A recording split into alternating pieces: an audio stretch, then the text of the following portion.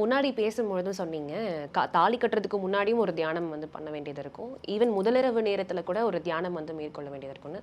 எனக்கு அது எப்படின்னு சரியா தெரியல. இப்ப நாங்க நெனச்சிட்டு இருக்க தியானம் கண்ணு மூடி உட்கார்றது. நீங்க அதையுமே வந்துட்டு தியானம் கிடையாது அப்படின்ட்டீங்க. அப்போ இன்னும் நாங்க தெரிஞ்சுக்க வேண்டிய புது விதங்கள் என்னென்ன இருக்கு? சித்தர் பின்பற்றின அந்த தியானம் தான் தியானமா? இல்ல வேற ஏதேனும் புது விஷயங்கள் இருக்கா? சித்தர்கள் அப்படிங்கிற அந்த வார்த்தை, அந்த சொல்லாடல் என்னன்னா, ஒருத்தர் காட்டுக்கு சும்மா போனவர், காடை சுற்றி பார்த்தவர்.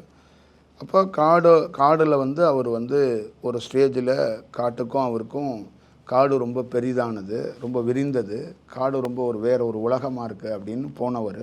ஒரு காலகட்டத்தில் அவரே காடாக மாறி போனார். அதுதான் அதுக்குள்ளே இருக்கிற ஹைலைட். அப்போ அந்த சித்தர்கள் என்பது என்னென்னா, உங்களை ஒரு தனி பெண்ணாக பார்க்காம, நீயே எனக்குள்ளே இருக்கிறேங்கிறது மாதிரி நான் பார்த்துட்டு போயிடலாம். இப்போ நீங்கள் ஆப்போசிட்டில் ஒரு உருவம் இருக்கிறீங்கல்ல, இப்போ உங்கள் உருவத்தையே எனக்குள்ளே கொண்டு வந்து உங்களையே நான் எனக்குள்ளே அடாப்ட் பண்ணி கொண்டு போக முடியும் அப்படிங்கிறத சித்தர்கள் பார்த்தேன். அப்போ ஒரு ஒரு ஒரு விஷயத்தை உள்வாங்குதலும் புரிதலையும் அந்த கண்டறிதலையும் அவங்களோட தீவிரம் அதிகமாக இருந்துச்சு. அப்போ நீங்கள் நல்லா பார்த்துக்கணும், தெளிவாக கிளாரிட்டியாக புரிஞ்சுக்கோங்க.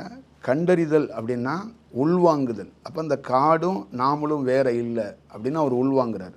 அந்த புரிதல் அப்படின்னா இந்த காட்டுக்குள்ளே நாம் ஒரு தனி நபர் அல்ல, இங்கே இருக்கிற தாவரம், இங்கே இருக்கிற மரங்கள், இங்கே இருக்கிற செடி கொடிகள் எல்லாம் மாதிரியும் இங்கே இருக்கிற விலங்கு மாதிரி நாமளும் இதுக்குள்ளே ஒன்றா இருக்கிறோம்.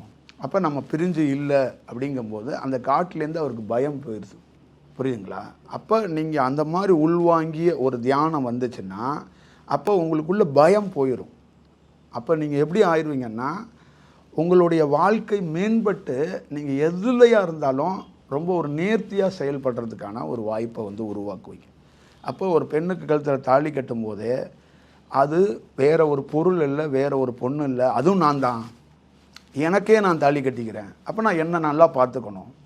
இப்போ வெளியில் இன்னொரு பொண்ணுன்னா தான் அவளை நீங்கள் கேர் எடுத்து பார்த்துக்கிறதுக்கு நிறைய ஸ்கோர்ட்ஸ் எல்லாம் படிச்சுட்டு அவளை இம்ப்ரெஸ் பண்ணுறதுக்கு பூ கொடுக்குறதோ, காஃபி வாங்குறதோ, ஐஸ்கிரீம் கூட்டு போகிறதோ, சனிக்கிழமை ஞாயிற்றுக்கிழமை வெளில அதுவே நானாக இருக்கும்போது அதை எப்படி பார்த்துக்கணுங்கிறத நமக்குள்ளே ஒரு தெளிவு பிறக்கும்ல, அது ரொம்ப முக்கியமாக வேணும். குழந்தை என்னது அப்படின்னு சொல்கிறத விட குழந்தையே நான் தான் அப்படின்னு ஒரு அப்பனுக்கு தோணணும். புரியுதா? கட்சி தலைவனுக்கு தொண்டனே நான் தான் அப்படின்னு அவருக்கு தோணணும்.